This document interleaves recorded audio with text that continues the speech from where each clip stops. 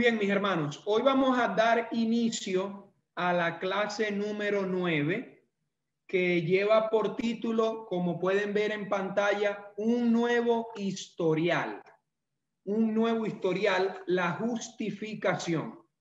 Y bueno, antes de comenzar el desarrollo y la explicación de esta clase, yo quisiera recibir por parte de ustedes sus comentarios, impresiones, y bueno, ¿qué les dejó la lectura de estos primeros 5 capítulos de Romanos?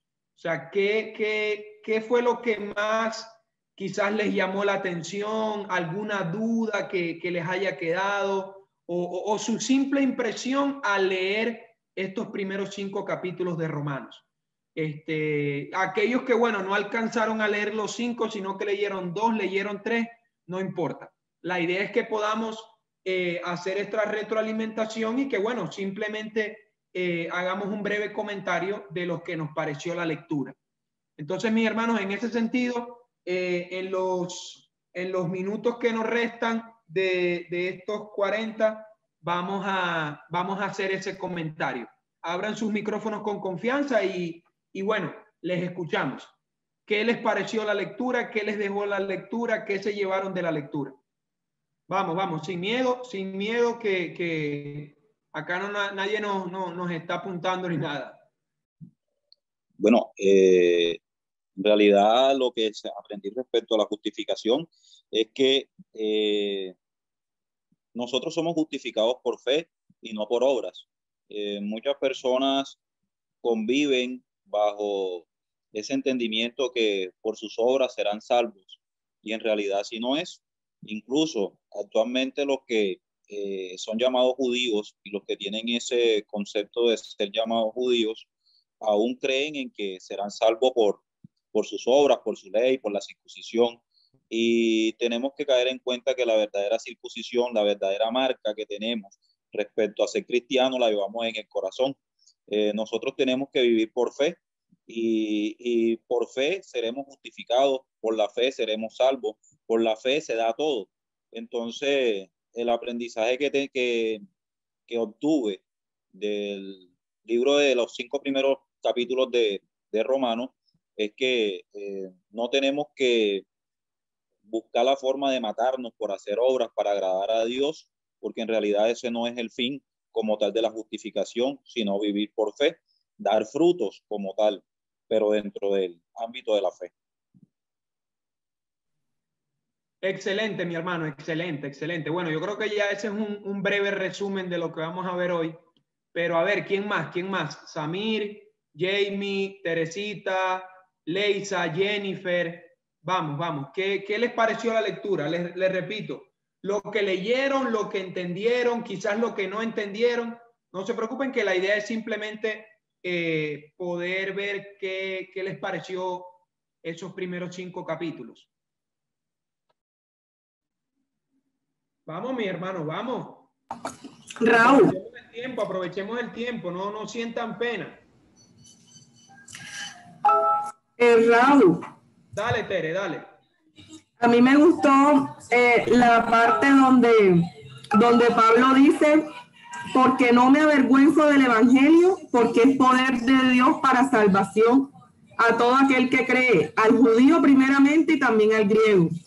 Porque en el evangelio la justicia de Dios se revela por fe y para fe, como está escrito, más el justo por la fe vivirá. No sé, el contexto histórico de por qué se avergonzaría, no sé, pero sí me llamó la atención que él dejara eso escrito en la carta de que no se avergüenza y que resaltara que en el evangelio había un poder más que información, más que literatura, hay un poder detrás de, y esa es pues la esperanza que hoy tenemos de salvación por fe. Amén, Tere, amén. Muy bonito comentario. ¿Quién más? A ver, Samir, ¿qué te pareció la lectura? Leisa, ¿qué te pareció la lectura? Jennifer, ¿qué te pareció la lectura?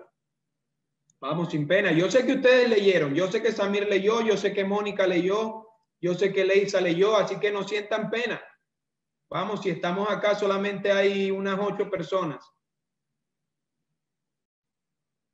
Pues bueno, ya que veo que no quieren hablar hoy, les voy a dejar la actividad entonces para la casa. Les voy a dejar la actividad para la casa y bueno, la idea es que en la misma plataforma que ya hemos habilitado puedan colocar esas impresiones. Mis hermanos, repito lo que dijimos al principio. Este no es un seminario en el que nosotros calificamos materia por materia para ver si van a aprobar o no. Este simplemente es una pequeña escuela en la que tratamos de incentivarles a ustedes el hábito de leer, de estudiar y de sentar las bases de la fe cristiana. Así que en ese sentido, mis hermanos, hay flexibilidad, pero al mismo tiempo hay un compromiso. Y si hemos decidido realizar esta escuela es porque tenemos el compromiso, no conmigo, ni con la iglesia, ni con el pastor, sino con Dios. Entonces, mis hermanos, les animo a que puedan aprovechar esas herramientas y valorar el trabajo que se ha hecho porque bueno, es para ustedes. Entonces, en este sentido, vamos a comenzar a desarrollar la clase de hoy. Y si tienen el material a la mano, o si lo han descargado de la misma plataforma, se van a dar cuenta que en resumen lo que hemos visto hasta ahora es el Evangelio, es una verdadera historia, es una historia verdadera. Fue como quizás el primer punto que analizamos en esas primeras clases. Luego vimos cómo el Evangelio, tal y como lo mencionó Tere, es poder de Dios para todos los que lo creen. Es ese poder de Dios para salvación, es ese poder de Dios para nueva vida, es ese poder de Dios para hacer del hombre una nueva persona y transformarlo completamente y darle esperanza y vida eterna. Pero también vemos, y es acá donde hemos llegado a la clase 9, que el Evangelio revela, y fue la pregunta que hicimos la semana pasada, ¿qué es lo que nos revela el Evangelio? Nos revela una justicia de Dios que es nuestra por medio de la fe. Entonces, en este sentido, la primera pregunta que surge cuando hacemos este estudio es la siguiente: ¿qué es la justificación? O sea, ¿cómo entender este término? ¿Cómo verlo a través de la Biblia y de manera especial a través de esos primeros 5 capítulos de Romanos? Por eso la lectura es necesaria. Ni siquiera es importante, mis hermanos, para entender la justificación. No, leer Romanos es necesario para poder entender la justificación. ¿Por qué? Porque Romanos es el resumen del Evangelio. O sea, Romanos es el Evangelio según el apóstol Pablo. O sea, es ese compendio de la doctrina cristiana, de la cristología que Pablo resume en esa carta a la iglesia de Roma, y que Pablo de manera especial y de manera rigurosa trata de explicar todo lo que esto significa. O sea, la obra de Cristo en la cruz es explicada de la forma más preciosa, más completa y más precisa en la carta a los romanos. Entonces, bueno, como quizás no se sienten cómodos en compartir sus comentarios, vamos a leer 4 porciones de estos 5 capítulos, y yo les voy a pedir en este sentido a Pablo, Olier y a Natalia que busquen Romanos 3 del 21 al 31, Samir que busque Romanos 1, 17, Teresita que busque Romanos 4 del 20 al 25 y Jennifer que busque Romanos 5 del 1 al 11. Y vamos a estar leyendo estas 4 porciones de Romanos, las pueden ver ahí en pantalla, y esto nos va a dar, sin tener que nosotros ponernos a ir a un diccionario ni nada por el estilo, esto nos va a dar el significado de lo que la justificación, valga la redundancia, significa, es. Entonces, bueno, mis hermanos, Romanos capítulo 1, verso 17.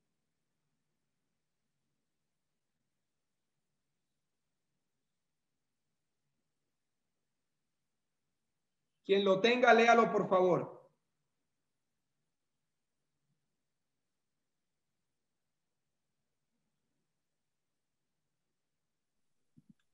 De hecho, en el Evangelio se revela la justicia que proviene de Dios, la cual es por fe de principio a fin, tal como está escrito. El justo vivirá por la fe. Sencillito, sencillito si se pueden dar cuenta. Sencillito. ¿Qué nos revela el Evangelio? La justicia de Dios. ¿Y cómo esa justicia, vengan y lo leo yo desde acá, desde la Nueva Traducción Viviente. Acá dice, esta es la buena noticia que nos revela cómo Dios nos hace justo ante sus ojos, lo cual se logra del principio al fin por medio de la fe. Como dicen las Escrituras, es por medio de la fe que el justo tiene vida. Es por medio de la fe que el justo tiene vida. Y ustedes se preguntarán, ¿por qué Pablo hace ahí referencia a las Escrituras? ¿Por qué Pablo hace referencia ahí a las Escrituras? Ya vamos a verlo. Alguien que lea Romanos 3 del 21 al 31. Yo. Cristo sufrió nuestro castigo. Pero ahora, tal como se prometió tiempo atrás en los escritos de Moisés y de los profetas, Dios nos ha mostrado cómo podemos ser justos ante Él sin cumplir con las exigencias de la ley. Dios nos hace justos a sus ojos cuando ponemos nuestra fe en Jesucristo. Y eso es verdad para todo el que cree, sea quien fuere. Pues todos hemos pecado. Nadie puede alcanzar la meta gloriosa establecida por Dios.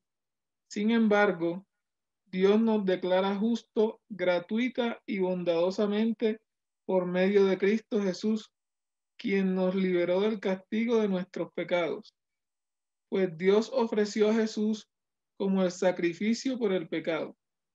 Las personas son declaradas justas a los ojos de Dios cuando creen que Jesús sacrificó su vida al derramar su sangre.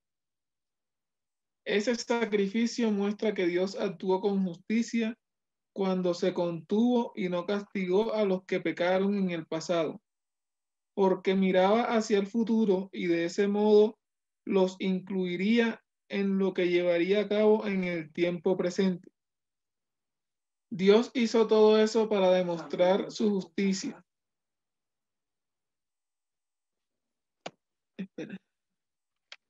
Para demostrar su justicia. Continúa, Sammy, continúa hasta el 31. Ya un momentico, es que me perdí aquí, que Mónica me decía que no se escuchaba casi, entonces me estoy poniendo los audífonos. Dale, tranquilo. Dios hizo todo eso para demostrar su justicia, porque Él mismo es justo e imparcial y declara a los pecadores justos a sus ojos cuando ellos creen en Jesús. ¿Podemos entonces jactarnos de haber hecho algo para que Dios nos acepte? No, porque nuestra libertad de culpa y cargo no se basa en la obediencia a la ley, está basada en la fe. Así que somos declarados justos a los ojos de Dios por medio de la fe y no por obedecer la ley. Después de todo, ¿acaso Dios es solo el Dios de los judíos? ¿No es también el Dios de los gentiles? Claro que sí. Hay solo un Dios y Él declara justos a judíos y gentiles, únicamente por medio de la fe. Entonces, si hacemos énfasis en la fe, ¿eso significa que podemos olvidarnos de la ley? Por supuesto que no. De hecho, solo cuando tenemos fe, cumplimos verdaderamente la ley. Súper, Samir, excelente, mi hermano, gracias. Alguien ahora que lea Romanos 4 del 20 al 25. Y fíjense si lo han notado, cómo se reitera una y otra vez en la justicia de Dios, en la justicia de Dios. Y cómo se reitera una y otra vez en que esta justicia se nos da a nosotros por medio de la fe y no por guardar la ley, no por hacer obras ni nada por el estilo. Fíjense cómo una y otra vez Pablo lo reitera. Romanos 4 del 20 al 25. Bueno, ante la promesa de Dios no vaciló como un incrédulo, sino que se reafirmó en su fe y dio gloria a Dios. Estamos hablando de Abraham. Plenamente convencido de que Dios tenía poder para cumplir lo que había prometido. Por eso se le tomó en cuenta su fe como justicia. Y esto de que se le tomó en cuenta no se escribió solo para Abraham, sino también para nosotros. Dios tomará en cuenta nuestra fe como justicia, pues creemos en aquel que levantó de entre los muertos a Jesús nuestro Señor. Él fue entregado a la muerte por nuestros pecados y resucitó para nuestra justificación.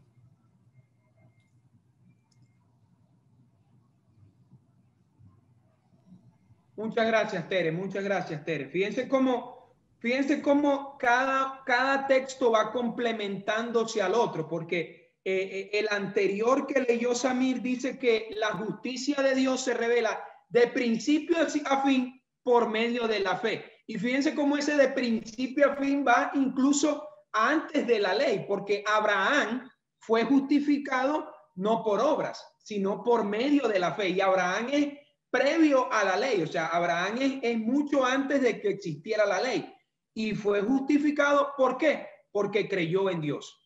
Ahora veamos el último texto, que es Romanos 5 del 1 al 11.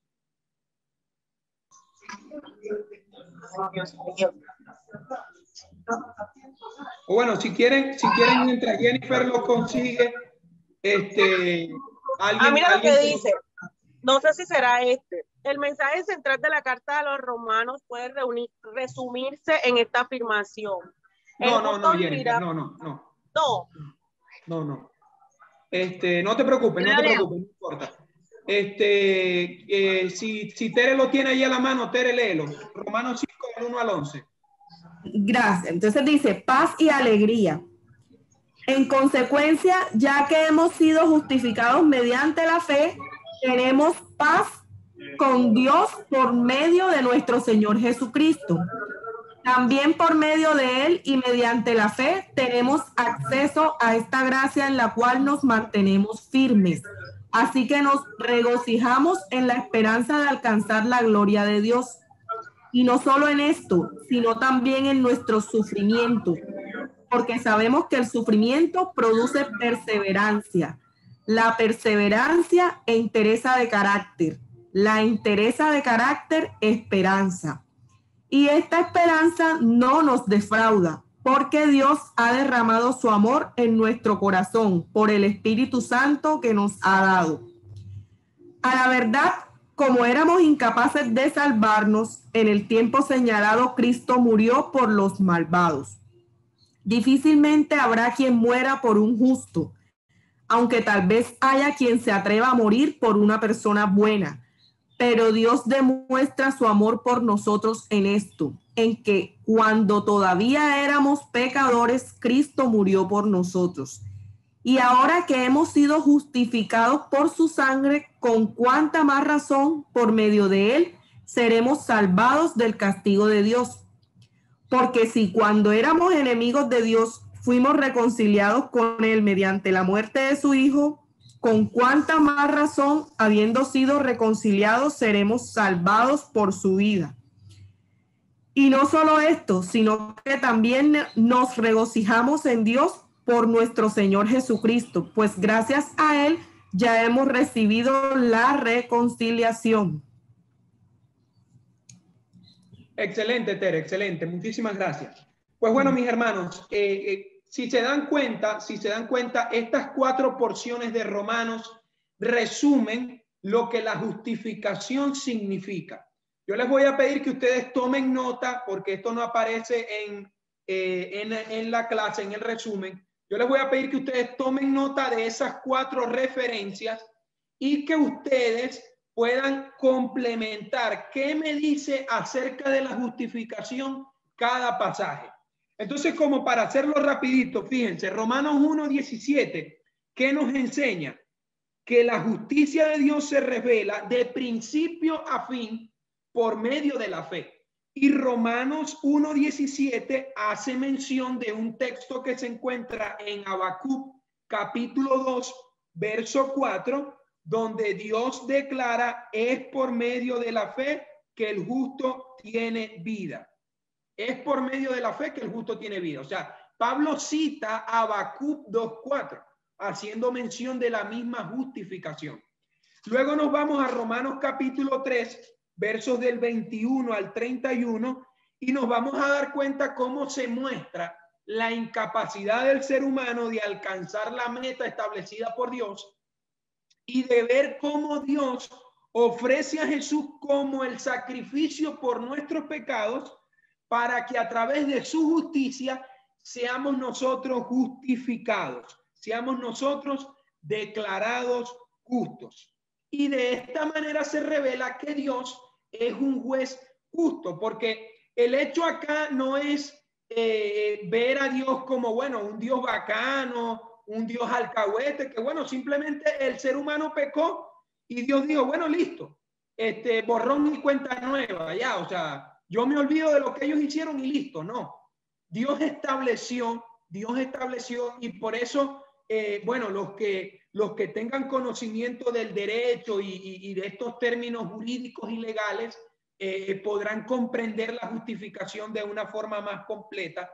Y es darse cuenta de que esto se está hablando en términos bastante jurídicos, porque si existe una justificación es porque primero hubo una ley que se impuso, pero al mismo tiempo personas la quebrantaron y por tal razón se generó una condena, una pena para esas personas que quebrantaron la ley y como tal un castigo.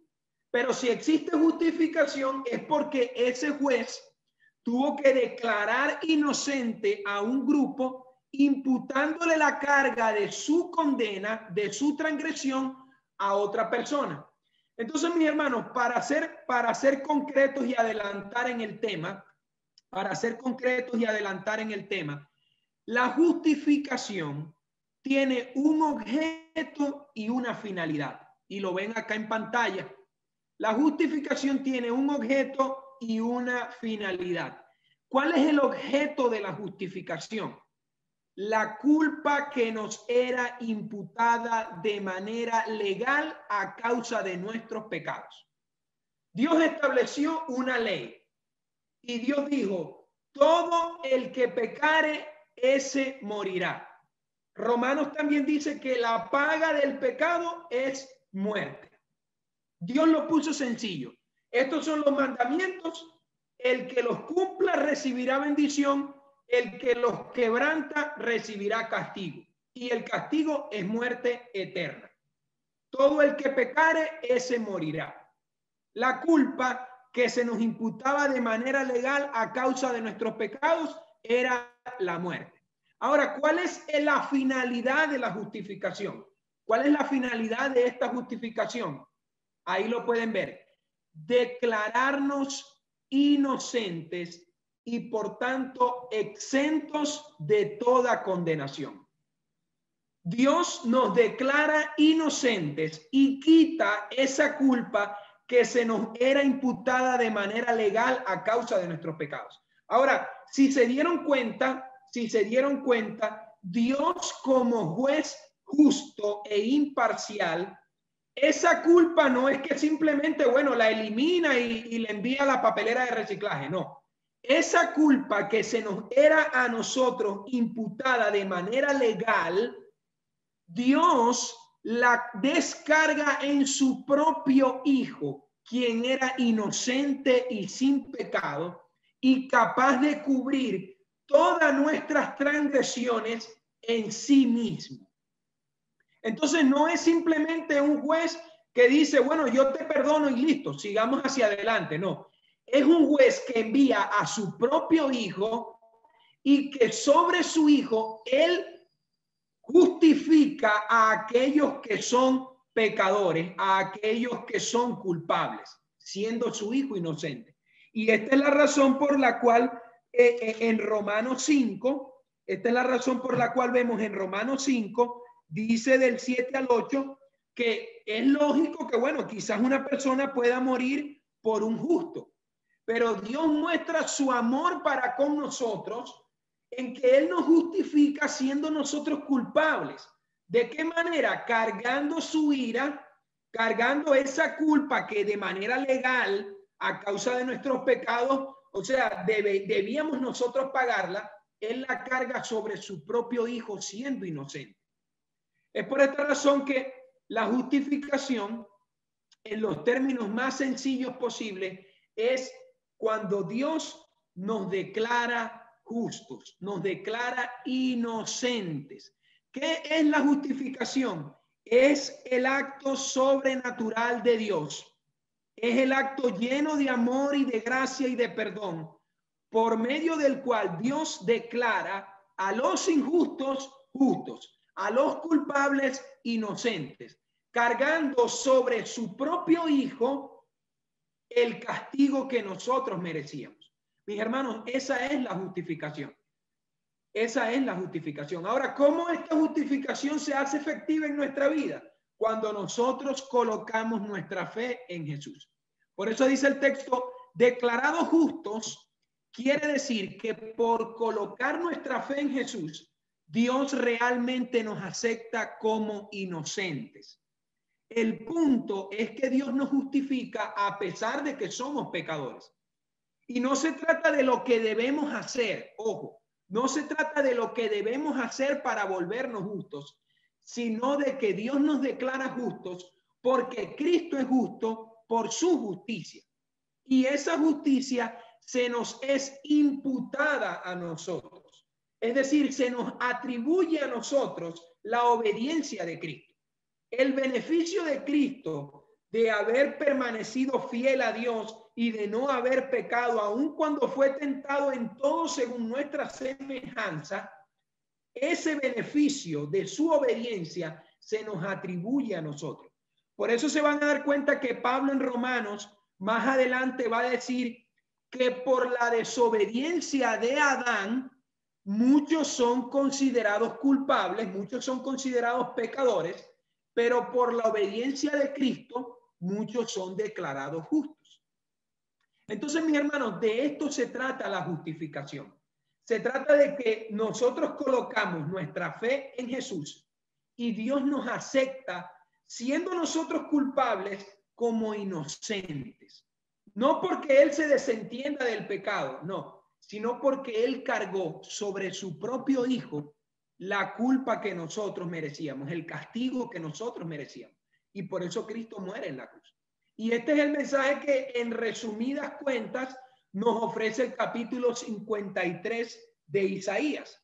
Que si ustedes se van ahí rápidamente a Isaías 53, se van a dar cuenta que Dios dice que Él cargó sobre su Hijo nuestras debilidades, fueron nuestros dolores los que lo agobiaron, y pensamos que sus dificultades eran un castigo de Dios, un castigo por sus propios pecados, pero Él fue traspasado por nuestras rebeliones, aplastado por nuestros pecados y fue golpeado para que nosotros estuviéramos en paz.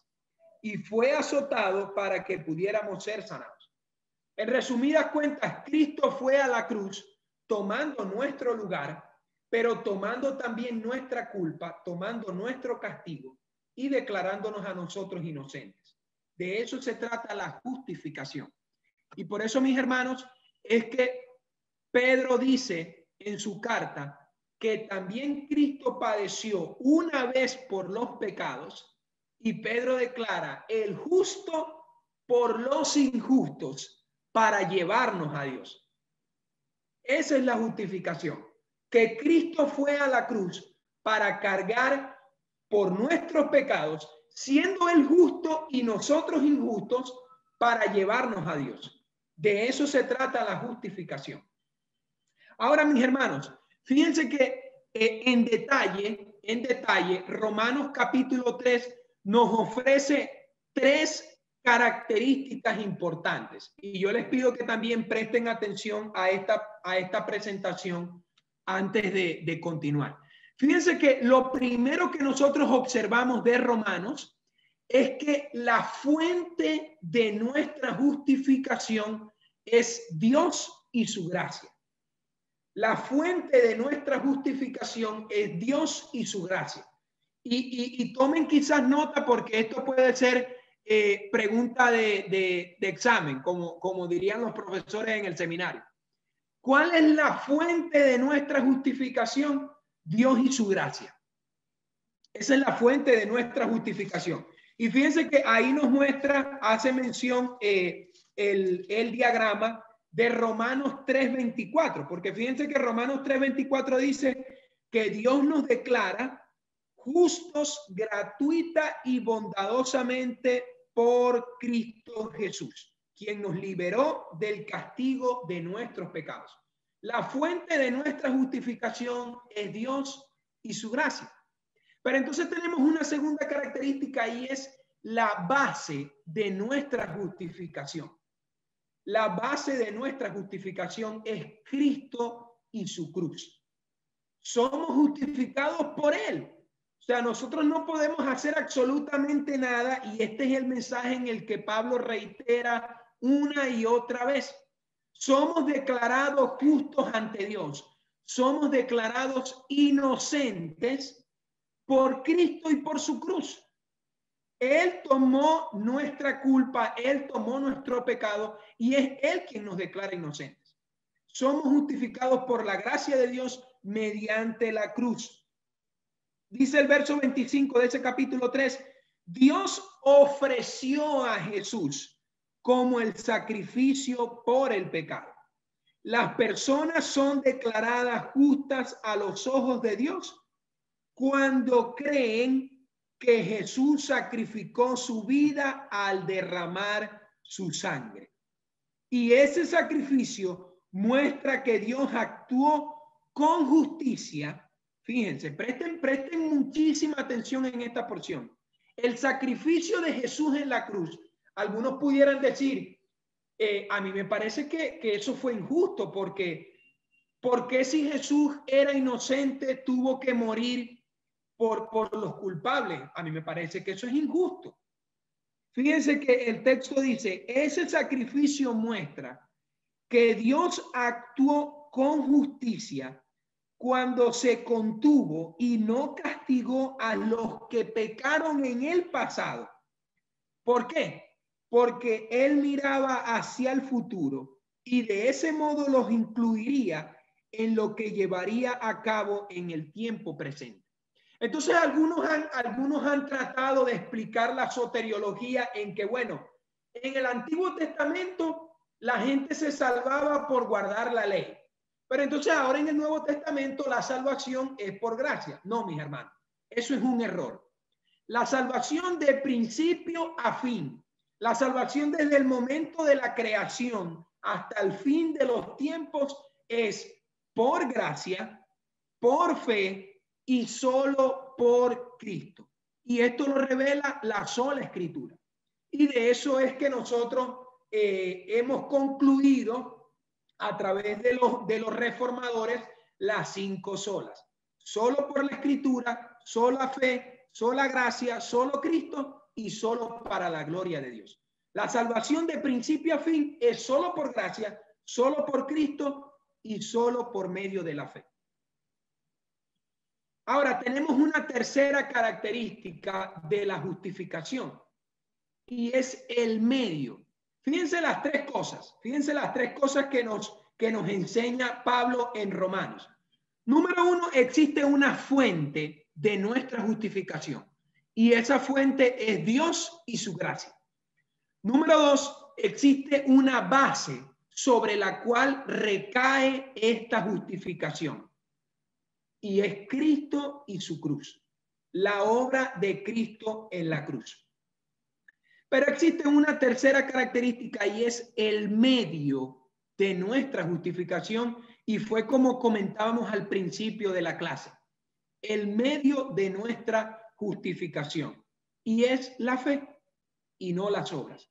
El argumento de Romanos, el argumento de Gálatas y el argumento de Pablo es que somos justificados por medio de la fe y no por las obras.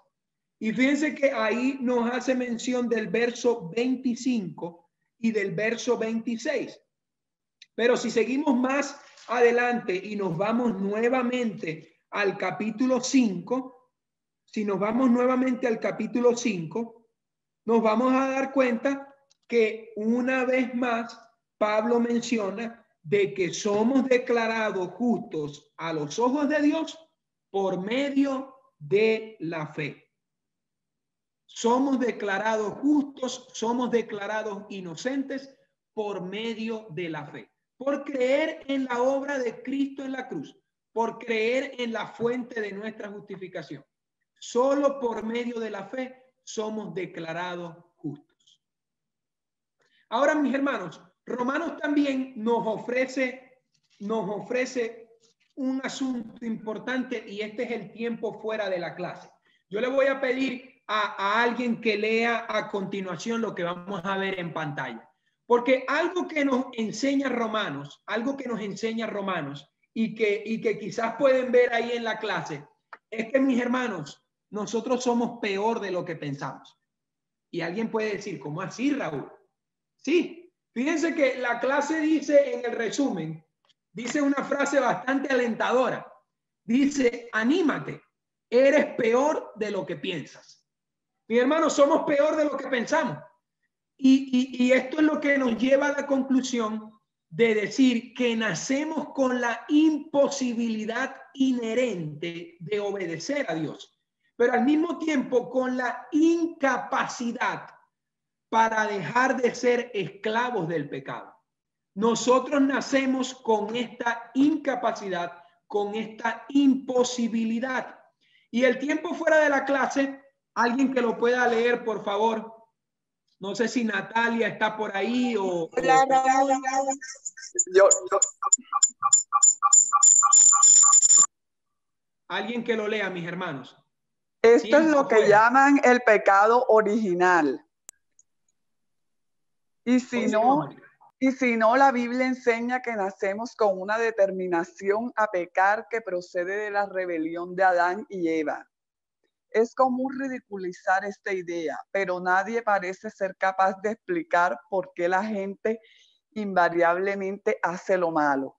La gente usualmente habla de nuestro lado oscuro o menciona a villanos como Adolfo Hitler y Osama Bin Laden para probar que ellos no son tan malos como otros.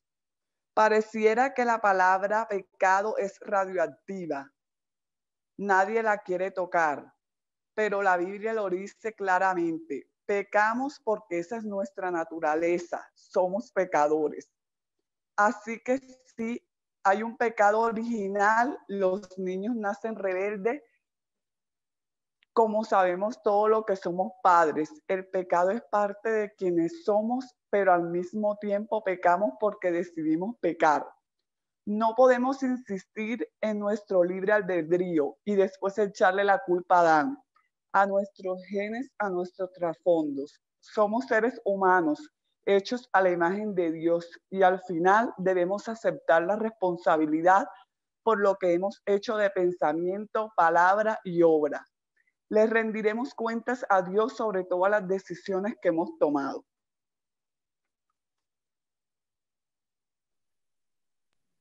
Muchas gracias, Mónica. Muchas gracias, Mónica. Y eso es lo que conseguimos. Fíjense que Romanos 5:6 dice, cuando éramos totalmente incapaces de salvarnos, Cristo vino en el momento preciso y murió por nosotros, pecadores. Entonces, mis hermanos, ¿existe un pecado original? Claro que sí. Existe esa condición en la que nosotros nacemos con la imposibilidad inherente de obedecer a Dios. Y por eso es que nosotros vemos a los niños que nadie les enseña a decir mentiras y quizás cuando ellos rayan una pared y el papá le pregunta, ¿tú rayaste esa pared? El niño dice, no. Y nadie le ha enseñado a él a decir mentiras, pero él nace con esa condición. Y es por esta razón que el salmista dice, en pecado me concibió mi madre. O sea, todos nacemos con esta incapacidad para dejar de ser esclavos del pecado. Nacemos pecadores, nacemos con esa naturaleza pecaminosa, nacemos de cierta medida desconectados.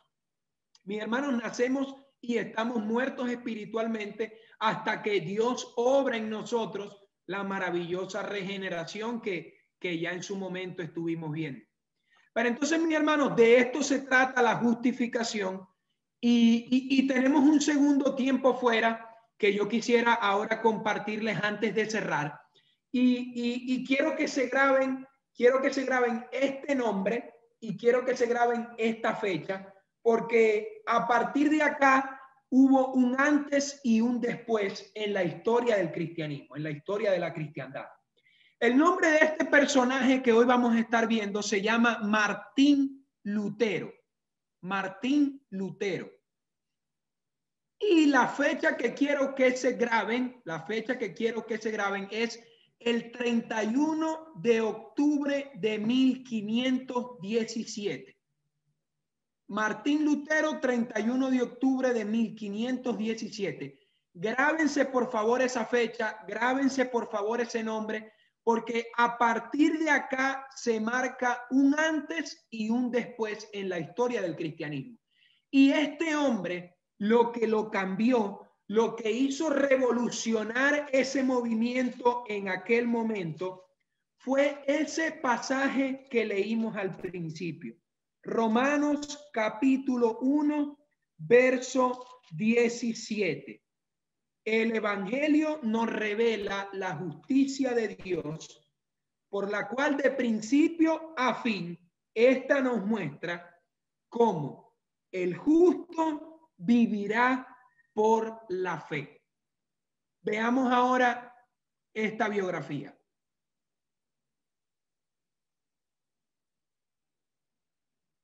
Esta es la fascinante historia de conversión a través de la lectura de la Biblia que experimentó Martín Lutero.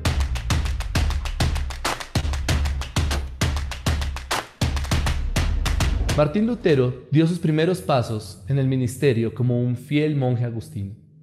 Posteriormente diría sobre este tiempo: fui un buen monje y cumplí las reglas de mi orden tan estrictamente que podría decir que si alguna vez un monje llegaba al cielo por su vida monástica, ese era yo. Todos mis hermanos en el monasterio que me conocieron bien lo respaldarían. Si hubiera seguido por más tiempo, me hubiera matado con vigilias, ayunos, lecturas y otras obras. La orden agustina era muy conocida por su disciplina. Los monjes descansaban y estudiaban en pequeñas habitaciones sin calefacción. Hacían votos de castidad, de obediencia y de pobreza. Todos debían participar en una misa diaria que empezaba a la 1 de la mañana, sesión que se realizaba 7 veces al día. Pero Lutero luchaba con crecientes sentimientos de duda y culpabilidad. Así que buscó en su religión y a sus líderes para que le ayudaran con su culpa. Entonces se volvió a los sacramentos de la iglesia, específicamente a la confesión. Pero la confesión se convirtió en un suplicio para Lutero y para sus confesores. El joven monje se confesaba frecuentemente, a veces a diario, y en ocasiones se tardaba hasta 6 horas en una sesión de confesión. Si la confesión no estaba resolviendo la culpa de Lutero, tampoco lo estaba logrando los ayunos. Posteriormente dijo sobre esto: ayuné casi hasta morir, porque una y otra vez estuve sin tomar una sola gota de agua o un bocado de alimento. Pero el contacto de Martín Lutero con las Sagradas Escrituras empezó a darle una salida de su angustia. Lutero formuló las preguntas correctas: ¿cómo puedo salvarme siendo Dios justo y yo injusto? Y recibió las respuestas correctas.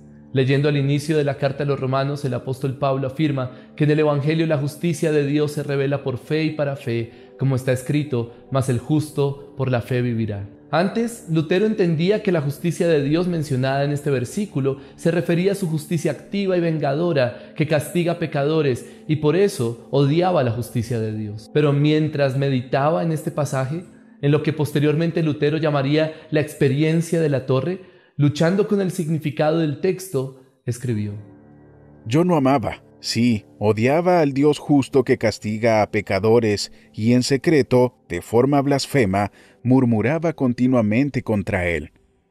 Estaba enojado con Dios y dije, como si no fuera suficiente que pecadores miserables, eternamente perdidos por su pecado original, sean aplastados por todo tipo de calamidades debido a la ley del Decálogo, sin que Dios esté añadiendo dolor tras dolor por el Evangelio, y a través de ese mismo Evangelio amenazándolos con su justicia e ira. Tal era mi furia y violencia por mi conciencia atribulada. De pronto, como si un rayo de luz divino hubiera alcanzado su oscuro corazón, Lutero comprendió el verdadero significado del texto. La justicia de Dios es recibida como un regalo únicamente por medio de la fe en Jesucristo. Luego dijo al respecto: Al fin, por la misericordia de Dios, meditando día y noche, presté atención al contexto de las palabras. En el Evangelio se revela la justicia que proviene de Dios, la cual es por fe de principio a fin, tal como está escrito: el justo vivirá por la fe. Allí comencé a comprender que la justicia de Dios es aquello por lo cual el justo vive gracias al don de Dios, es decir, la fe. Y este es el significado. La justicia de Dios es revelada por el Evangelio, es decir, la justicia pasiva con la cual el Dios misericordioso nos justifica por fe, como está escrito: el justo vivirá por la fe. Entonces sentí que había nacido de nuevo por completo y que había entrado al paraíso a través de puertas que estaban abiertas. Lutero entendió que la justicia de Dios tenía dos dimensiones. Por un lado, se trataba de una cara que exige que los hombres fueran justos y que anunciaba un juicio, pero por otro lado, poseía también un rostro salvífico que actuaba en los seres humanos mediante la fe en Cristo. El descubrimiento de esa doctrina provocó en Lutero un cambio definitivo. Así fue que Lutero entendió que el hombre pecador no es salvo por sus buenas obras. Más bien la justicia de Cristo es imputada a los pecadores solo sobre la base de la fe. Lutero llamó a esto una justicia ajena, es decir, no del hombre. Dicha justicia viene de fuera de él y es dada libremente por Dios. Gracias a su entendimiento de esta verdad, la justificación que solamente por la fe, sola fide, se convirtió en la esencia de la Reforma, es decir, la materia misma del Evangelio. Según el propio Lutero, semejante experiencia lo liberó de la ansiedad del temor del pecado y lo llenó de paz y sosiego. Lutero predicó esta verdad en un sermón histórico llamado Las dos clases de justicia. En esta valiente exposición afirmó: A través de la fe en Cristo, por lo tanto, su justicia llega a ser nuestra justicia y todo lo que Él tiene llega a ser nuestro. Más bien, Él mismo llega a ser nuestro.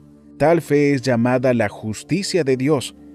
Esta justicia que recibimos es la que sustituye la justicia original que perdimos en Adán. En este sermón, Lutero proclamó aquello que por 1000 años prácticamente había quedado en el olvido, el Evangelio de la gracia. ¿Y tú? ¿Ya tuviste una conversión basada en las Escrituras?